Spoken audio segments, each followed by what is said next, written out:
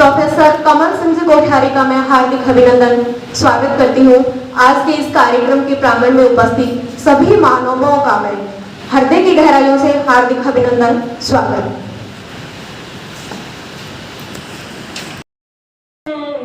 संयममय जीवन हो, संयममय जीवन हो, प्रभु बन करके ही हम प्रभु की पूजा कर सकते हैं।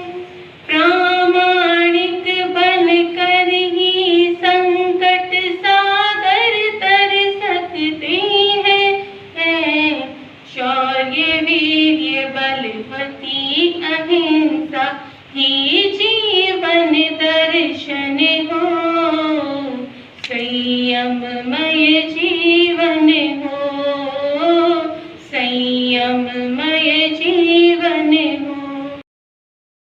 श्री कमल सिंह जी कोठारी, उपस्थित भाई और बहन, आज बहुत ही हर्ष का विषय है कि हमारे बीच आज हम एक ऐसी हस्ती को सुनने जा रहे हैं जो अपने विषय के पारंगत हैं और इस बारे में जो अभी समीचीन डिप्रेशन क्यों, इसके बारे में हम अधिकृत रूप से सुनेंगे। मैं तो विज्ञान का छात्र हूँ और यहाँ लगता है कि अध्यात्म का पूरा क्षेत्र है, फिर भी कुछ बोलने का प्रयास कर रहा हूँ।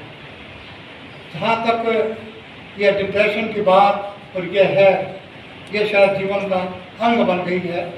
यहाँ यदि यह लिख दिया जाता कि डिप्रेशन क्यों नहीं, तो शायद और ठीक लगता।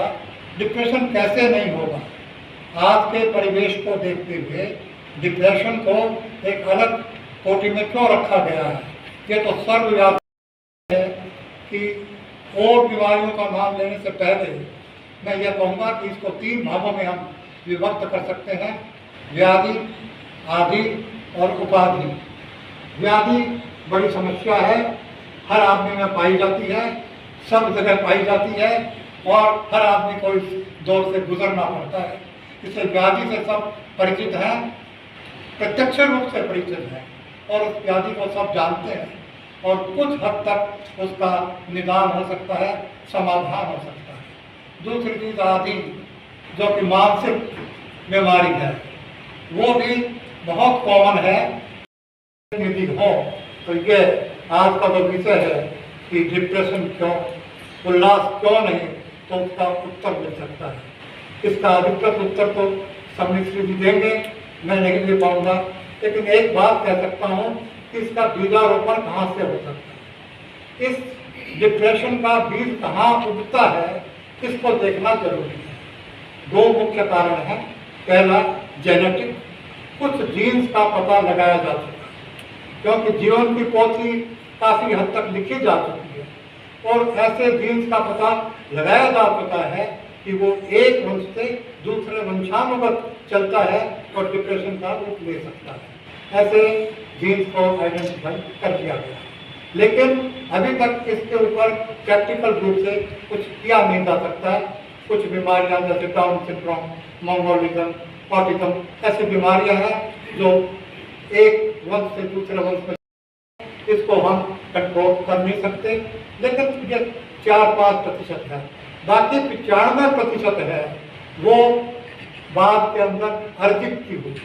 इसका हमने अर्जन किया है, डिप्रेशन का हमने अर्जन किया है। तो अर्जन कब शुरू होता है? तो जन्म के साथ अर्जन शुरू होता है।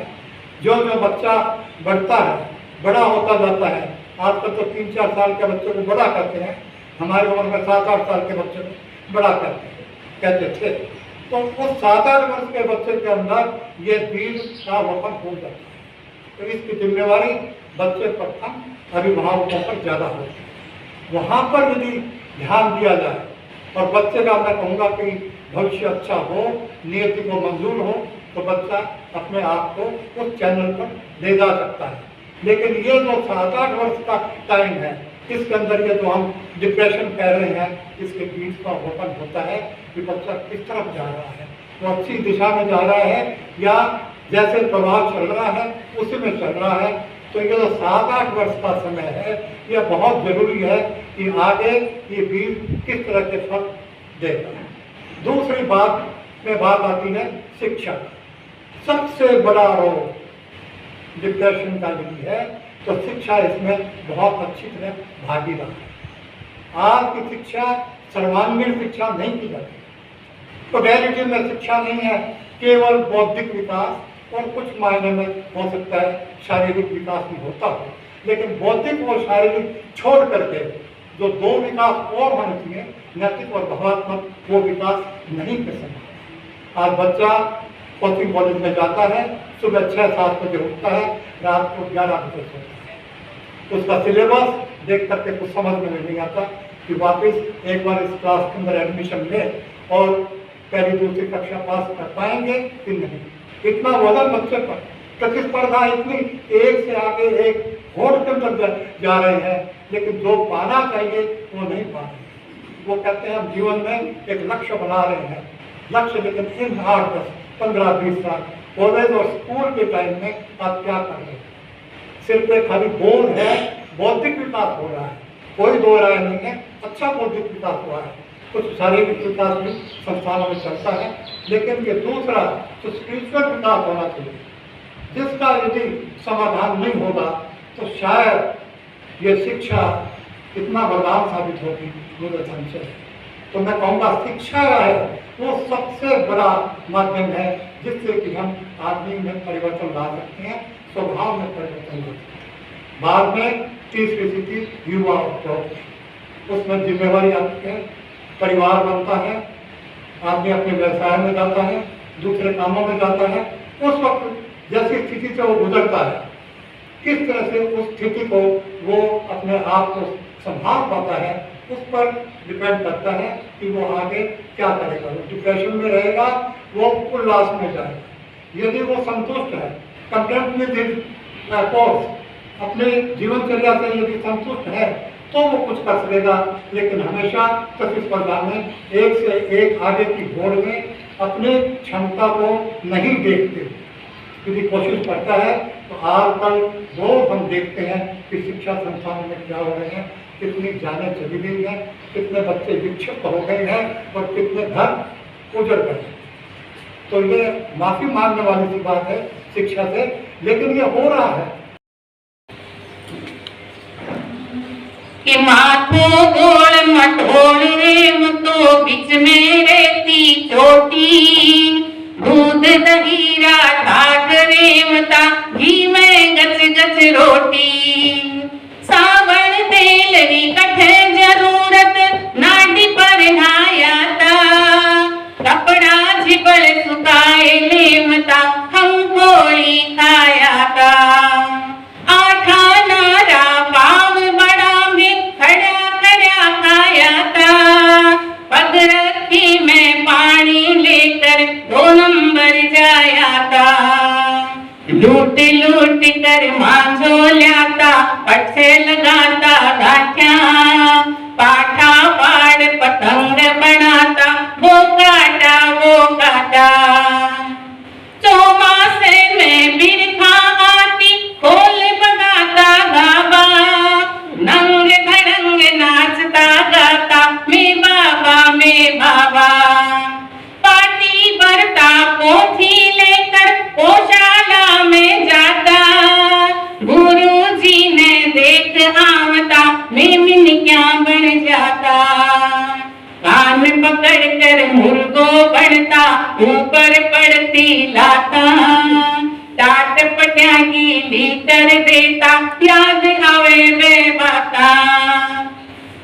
ओके कथा तो इज्जत दाना बिज्जत दाना, गाता फिल्मी गाना, बारे बांडाया कर लेता, घर में रहता स्याना, लारे डब्बा 20 लागता, खुद इंजन बन जाता, सिग्नल री परवानी करता, छुक छुक रेल चलाता, भूतड़ा में लुटता हंसता, अधगे ना हो जाता, आड़ा टेढ़ा फसता फसता, 10 वेला सो जाता। और क्या कहता कि तीर सुंदरता कोनी बिना बात भिड़ जाता, भाटो मार भाग कर माँ की गोदी में बढ़ जाता। रेत मायने खेल खेलता दिन भर मौज मनाता, नहाए धोए कर घर सो जाता भूत बनोड़ा आता।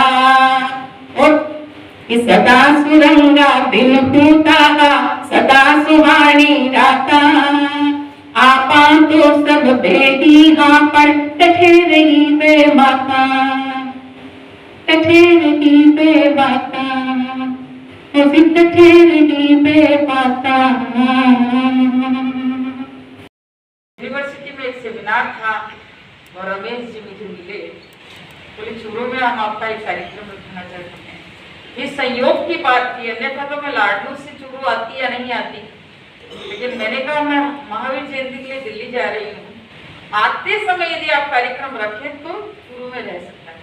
और उन्होंने स्वीकार किया और आज मुझे बहुत खुशी की बात है, ये मेरी बैरागी की भूमि जहाँ मुझे दीक्षा लेने की इच्छा हुई, और ये वो भूमि जहाँ मैंने पहली बार आचार्य तुलसी के दर्शन किए और उसी समय मैंने शादी के त्याग कर दिए। फिल्म में वो क्या है, सिनेमा हॉल में जाके फिल्म देखने का त्याग, मैं बहुत छोटी थी उस समय, और इसलिए मुझे इस धरती के प्रति विशेष लगाव है। तो आज मुझे बहुत प्रसन्नता है कि चूरू के लोगों के बीच में मैं अपनी बात कुछ कहना, अपनी तो बात होती नहीं, गुरु की बात होती है, उसको आपको शेयर कर रहे हैं। तो मुझे ऐसा लगता है कि जितने व्यक्ति हैं उनके अपने अलग अलग चिंता के कारण, डिप्रेशन के कारण अलग हो सकते हैं, समाधान भी अलग ही होगा सबका, लेकिन फिर भी यह नहीं कह सकते कि किसी भी डिप्रेशन का समाधान नहीं है, किसी समस्या का समाधान नहीं है, ये सोचना ही नहीं चाहिए। और मेरी भाषा अपनी है कि इम्पॉसिबल कुछ होता ही नहीं है। आई को अलग कर दो, आई एम पॉसिबल, आई और एम को अलग करो, आई एम पॉसिबल। मैं हर स्थिति में पॉसिबल हो सकता हूँ यदि माता पिता बचपन से अपने बच्चे में ये संस्कार डाल देते हैं, उनको स्वतंत्र रूप से कुछ सोचने की शक्ति देते हैं, तो मैं सोचती हूँ कि डिप्रेशन वाली समस्या नहीं है।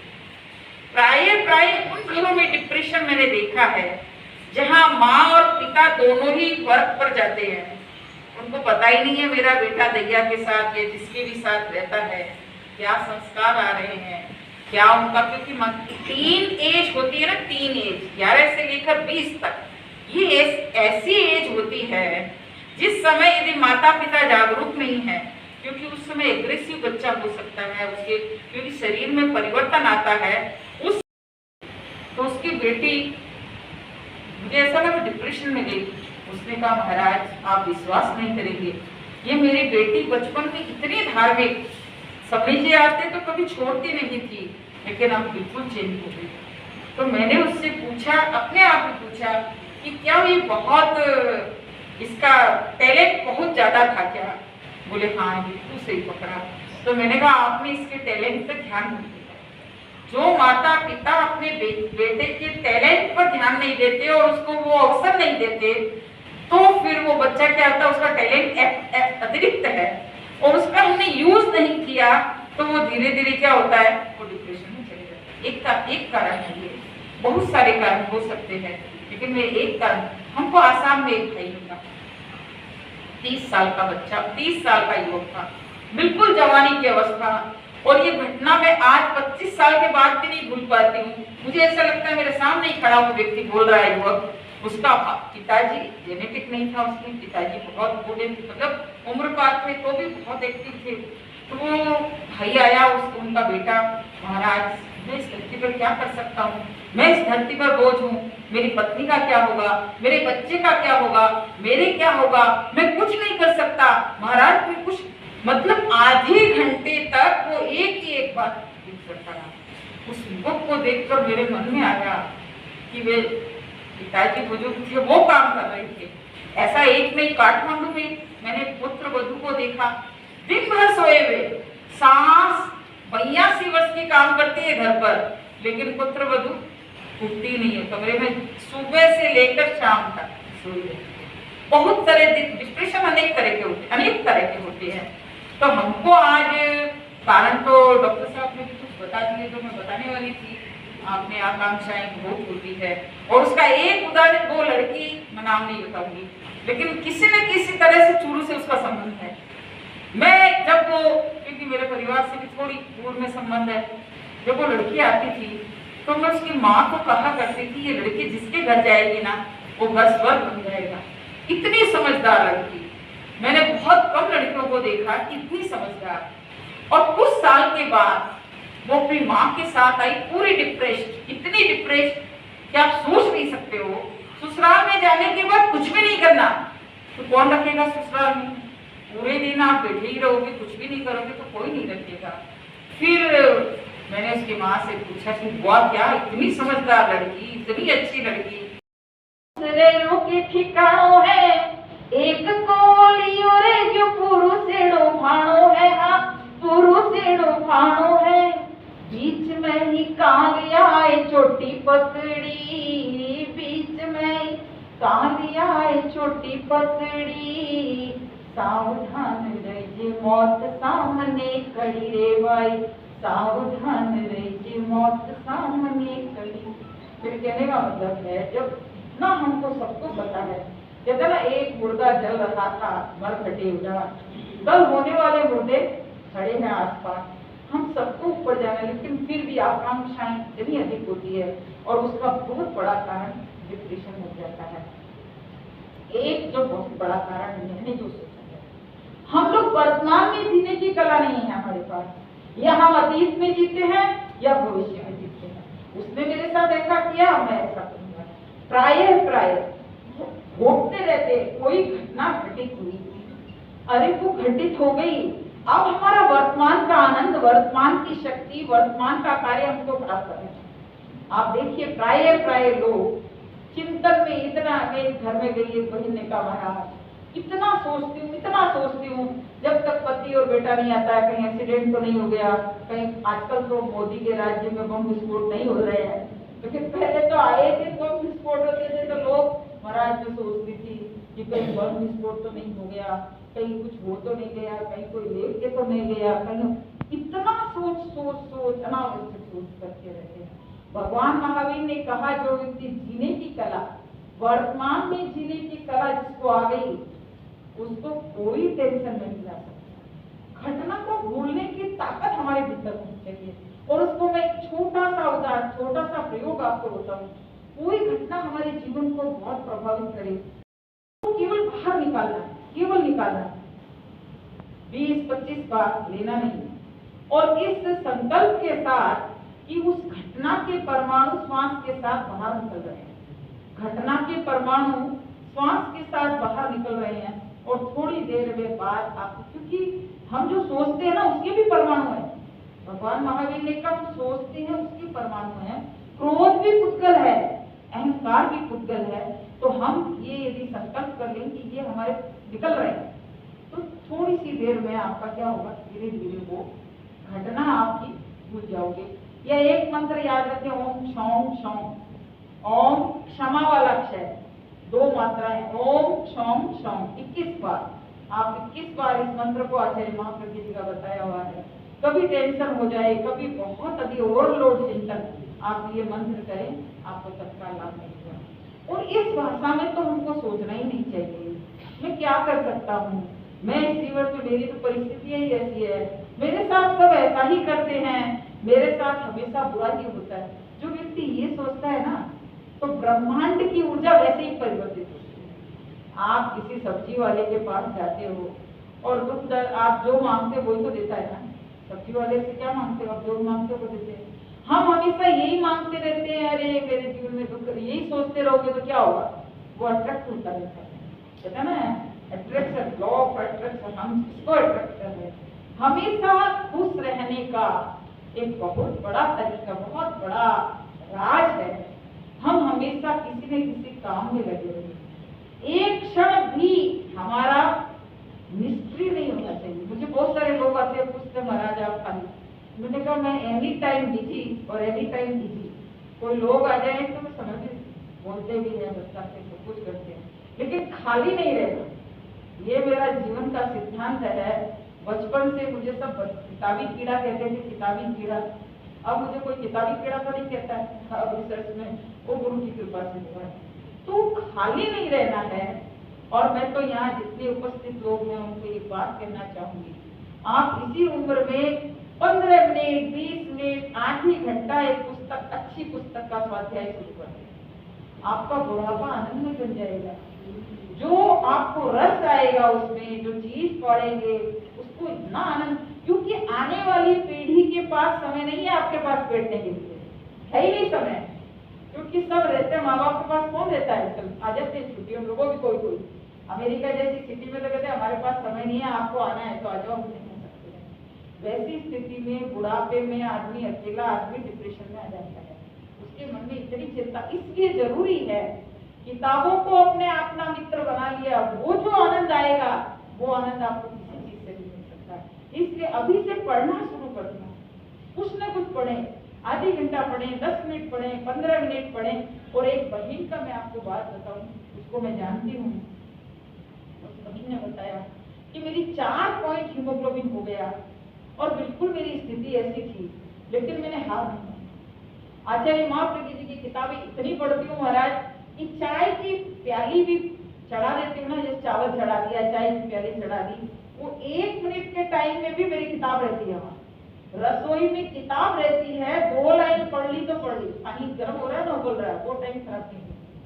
और आप विश्वास नहीं करेंगे, एक भी नौकरानी नहीं, वो 70 वर्ष की है, एक भी नौकरानी नहीं रखती हूँ, सब ठीक हो गया, प्रयोग करती रही, अपने आप ठीक हो गया।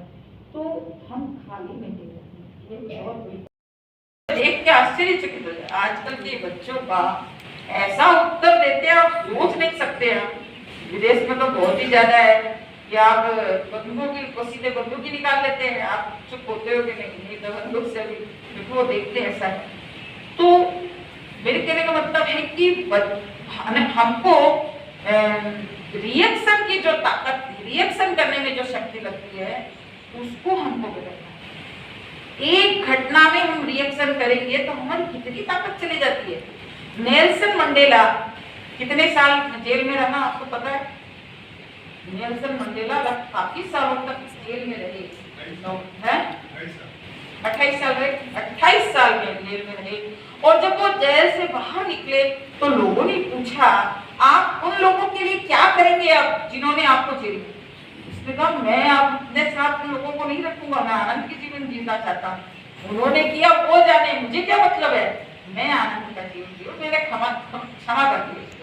हम क्षमा करना सीखे, किसी ने गलत किया ठीक है, उसने किया वो जाए, ये बात हमारे भीतर आ जाएगी तो हमको कौन डिप्रेशन कर सकता है, कौन डिप्रेशन में ला सकता है, कौन हमको चिंता करा सकता, कोई नहीं करा सकता। लेकिन हम इतनी छोटी बात पे रिएक्ट हो जाते हैं, जरा सा मनोनुकूल सब्जी नहीं बनी तो भी हो जाता है रिएक्शन बहुत सारे लोगों का, नमक ज्यादा कम ज्यादा बहुत सारे रिएक्शन अनेक तरह के हैं। वो यदि हम कम करना सीख लिया है तो फिर हमारे जीवन में आनंद और उल्लास अपने आप प्रकट होना है। और उसको कम करने के लिए हमको ये ही सहज जीवन जीना है। मेरे दादाजी बहुत बड़े गृहस्थ योगी आचार्य तुलसी का टाइटल दिया हुआ, ध्यान बहुत करते थे और उनका एक पद्य था, वो उनका ही बनाया, वो कवि भी थे। सहजे सहजे सहजानंद, अंतर दृष्टि परमानंद, जहां देखूं तहां आत्मानंद, सहजे छूटे विषयानंद। दिन भर चिताते, दिन भर बोलते थे और इतना बोलते, उनके तो जीवनी पढ़ने लायक। मैं एक किताब खिलाई हूँ, कोई आप लोग पढ़ेंगे तो रमेश जी को मैंने दी है, वो वास्तव में पढ़ने लायक है। उनकी जीवनी हमने 7 दिन में लिखी थी इसको, जब अजय सिंह इंदौर पधारने वाले थे और मैंने कहा, फिर अजय सिंह ने मुझे बात का जो मैडम ने जो महाराज ने जो बताया रिएक्शन जो होती है उस पर थोड़ा और आगे बताना चाहूँगा। देखिए हमारी जो ज़्यादातर जो समस्या है ना, अगर आप थोड़ा ध्यान से विचार करेंगे तो हमारी ज़्यादातर समस्याओं का कारण है हमारी भावनाएं, इमोशंस, है ना। इमोशंस किसी भी तरह का हो सकता है, एंगर हो सकता है, इमोशंस सैडनेस हो सकता है, जॉय हो सकता है, फ्रस्ट्रेशन हो सकता है, डेस्परेशन हो सकता है, इस तरह के ये इमोशंस होते हैं। और हम जाने अनजाने में हमारे जीवन में ज्यादातर जो चीजें करते हैं वो भावनाओं में आके ही करते हैं। जिस व्यक्ति का भावनाओं पे नियंत्रण ज्यादा होता है वो उतना ही ज्यादा मैच्योर होता है और वो जीवन का आनंद भी उतना ही ज्यादा ले पाता है। तो एक बात तो होगी भावनाएं, इसको हम EQ भी बोलते हैं, इमोशनल क्वोशेंट भी बोलते हैं। जिस व्यक्ति का अपनी भावनाओं को रेगुलेट करने की क्षमता अच्छी होती है वो अपने जीवन को अच्छे से चला पाता है। अब दूसरी चीज है विचार, क्योंकि दिमाग जो हमारा जिसको माइंड बोलते हैं उसका दो मुख्य फंक्शन है, एक तो सोचना और एक भावनाएं, है ना। हमारा सारा जीवन सोचने में या फिर भावनाओं में ही होता है।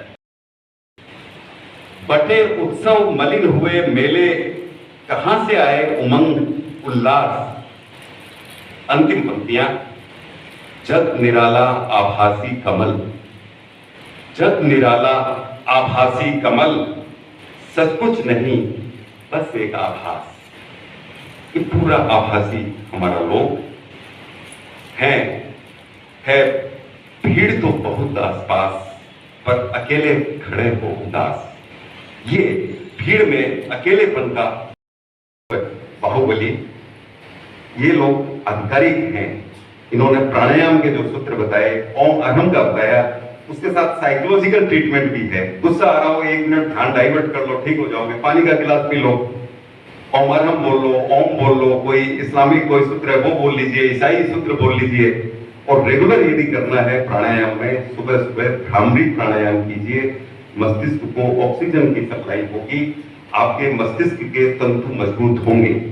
और सबसे बड़ा, अपने संयुक्त परिवार में कहते थे ना, सूखा और गीला से बड़े, सबके एडजस्टमेंट हो जाते थे। उस समय भी किसी का बाइपोलर डिसऑर्डर हो सकता था, जेनेटिक डिफेक्ट उस समय नहीं होते थे, क्या एडजस्ट कर लेते थे। अब हम एडजस्ट नहीं कर पाते हैं। बहुत संक्षेप में 1-2 बातें और रखता हूं। मेरा दोहित्र 4 वर्ष का वो आया हुआ था घर पे, 1 महीने तक मैंने उसमें लगाया, अपनी प्राथमिकता की सारी चीजें छोड़ी, मुझे पूरे साल भर की खुराक मिली। तो एक 4 वर्ष की बच्ची उसके साथ खेलती है, मैं उसका नानू, वो मेरा मुन्नू। बार बार हम कहते किसका पूछा, नानू का। कभी कभी वो चालाकी करता है, चला के मेरे को छेड़ता, मैं तो नानी का।